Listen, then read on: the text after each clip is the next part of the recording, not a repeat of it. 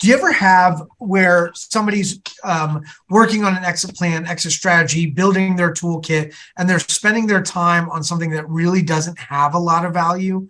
Is there areas where people are wheel spinning that we can help them stop wheel spinning? Yeah, I mean, it's the maintenance side.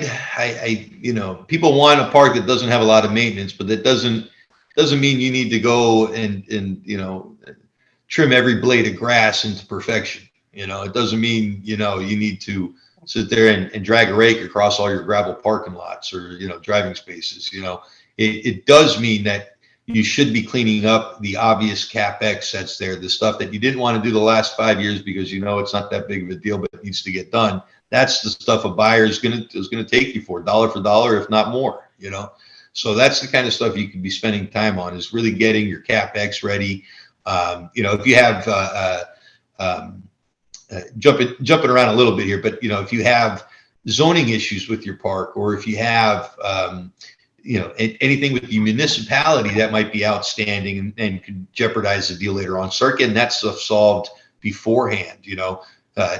Having a clean title and having proper zoning is important for these deals. And if you might be on a grandfather clause, go get as much verification that your grandfather clause is in force and that it's not jeopardized by a sale, and what conditions go along with that. These things will help a buyer understand what they can and can't do with this. Now, if you break a grandfather clause, it could, absolutely impair the ability to sell the park as it is, So you got to make sure on all these little tidbits, with that stuff. I would spend more time on the municipal and on the books than on most sides of it. I wouldn't spend my time cutting every blade of grass to perfection. I wouldn't spend my time, doing some of the curb appeal things, that might be necessary, unless if it's CapEx kind of, curb appeal that needed to happen, like your roads were junk and it's time to repave them. Well, you should repave them.